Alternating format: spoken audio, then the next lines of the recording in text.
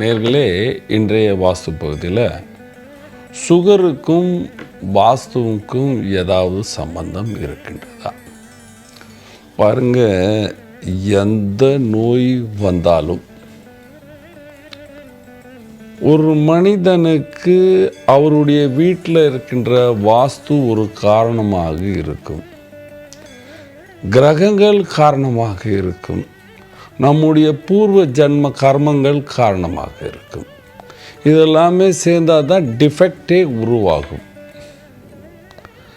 Diabetes, sugar, இப்போ எங்கே பார்த்தாலும் ஒரு 4 பேரில் ஒரு ஆளுக்கு சுகர் இருந்து கொண்டே இருக்கின்றது. டயபெட்டிஸ் கேபிட்டல் ஆஃப் வேர்ல்டு அப்படின்னு இந்தியாவை சொல்கிறாங்க. இதுக்கு ஒரு காரணம் முக்கியமாக ஸ்ட்ரெஸ் லெவல் என்று சொல்வார்கள்.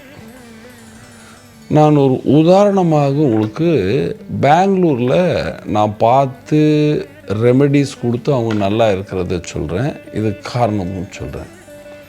நான் பெங்களூர் போகும்போது எனக்கு ஒரு வீட்டில் இட்டுன்னு போகிறாங்க. அவருடைய சம்சாரத்துக்கு ஹை சுகர் 400-500 சுகர் இருந்து கொண்டே இருக்கின்றது.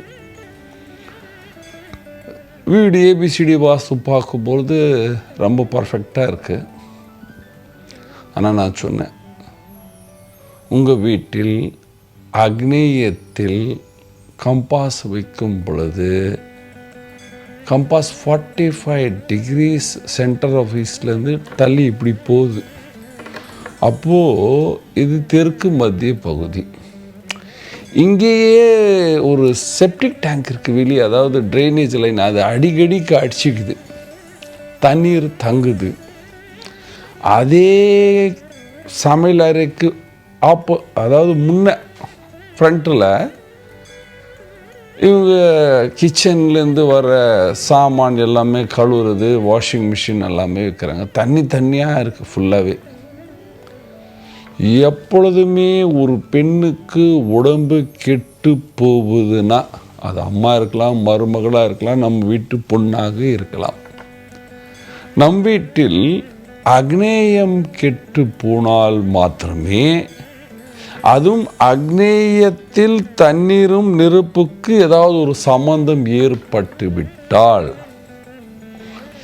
அந்த வீட்டில் இருக்கின்ற பெண்களுக்கு நோய்கள் வர்றது ஆரம்பிச்சிடும். அதில் முக்கியமான ஹை ஸ்ட்ரெஸ் லெவல் சுகர் வர்றது ஆரம்பிச்சிடும்.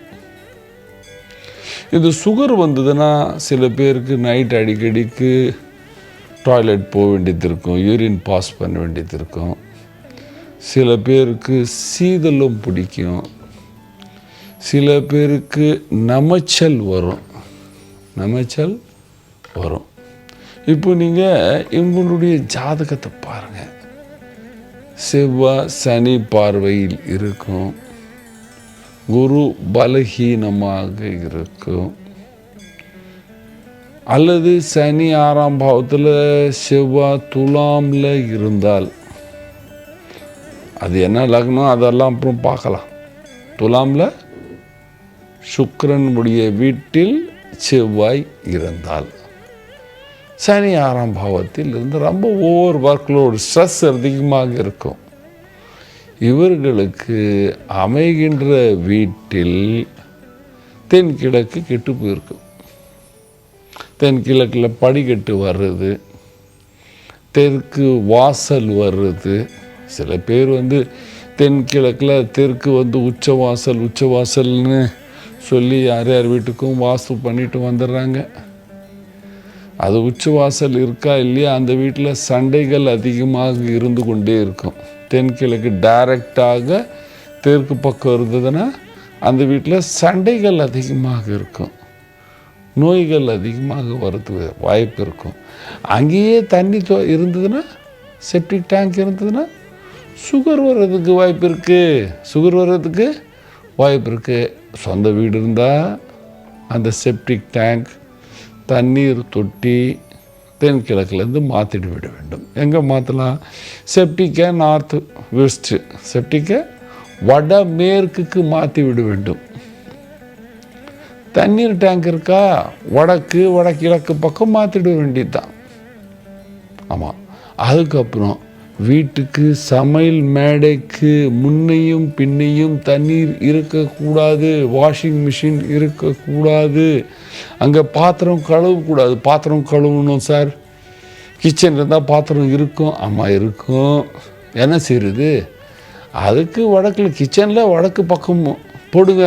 சமையல் மேடை இது இருக்குன்னா வடக்கு பக்கம் நீங்கள் ஒரு சிங்கை போட்டுட்டு அங்கே சாமானை கழுவுங்க. இல்லைன்னா அந்த ரூமுக்கு தென்மேற்கில் சவுத் வெஸ்ட்டில் நீங்கள் ஒரு சிங்கை போட்டுட்டு பாத்திரத்தை கழுவலாம்.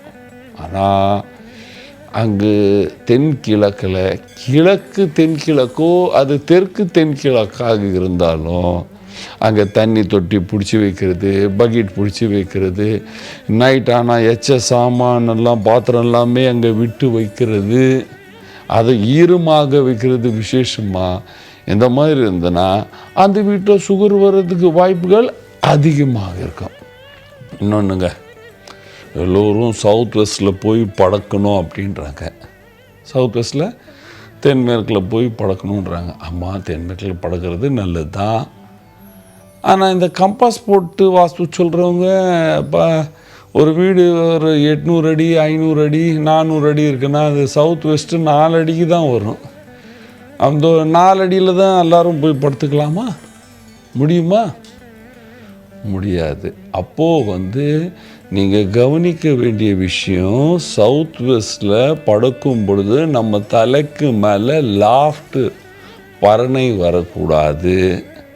இந்த பிஓபி பண்ணுற மாடலில் சும்மா அப்படியே பரண மாதிரி ஒரு பிஓபி பண்ணிவிட்டால் அதுவும் ஸ்ட்ரெஸ் லெவலில் இன்க்ரீஸ் பண்ணும். ரூமில் red colour dark blue colour இருந்தால் அது ஸ்ட்ரெஸ் லெவல் இன்க்ரீஸ் பண்ணும். வீட்டுக்கு வடக்கு வாலில் சிவப்பு கலர் இருந்தால் ஸ்ட்ரெஸ் லெவல் அதிகமாகும். தென்கிழக்கில் ப்ளூ கலர் இருந்தால் ஸ்ட்ரெஸ் லெவல் ஓவராகி நோய் வந்துடும். இப்போ பாருங்கள், அக்னின்னு ப்ளூ கலர் வந்தால் அக்னியில் தண்ணி வந்தால் என்ன ஆகும்? நோய் வரும், மனநோய் வரும். அந்த மனநோய் வயிற்றில் பேங்க்ரியாஸ் அப்படியே பிடிச்சிக்கும். பேங்க்ரியாஸ் வேலை செய்யாது. பேங்க்ரியாஸ் வேலை செய்யலைன்னா அதுதான் ஏன் சுகர் அங்கேருந்து ஆரம்பிக்கும். அதனால் எந்த மாதிரி வீட்டு இருந்தாலும் அந்த வீட்டுக்கு தென்கிழக்கை கவனிக்க வேண்டும். அதுக்கப்புறம் வீட்டுடைய வண்ணத்தை கவனிக்க வேண்டும். வீட்டுக்கு சமையலறை சுத்தமாக வைக்க வேண்டும். படுக்கும் அறையில் கலர் ஆஃப் ஒயிட்டாக இருக்க வேண்டும். அப்பொழுதுதான் நீங்கள் எல்லோரும் சுகர்லேருந்து விடுதலை அப்படின்னு சொல்லி சந்தோஷமாக சுகமாக வாழ்வீர்கள். நன்றி, வணக்கம்.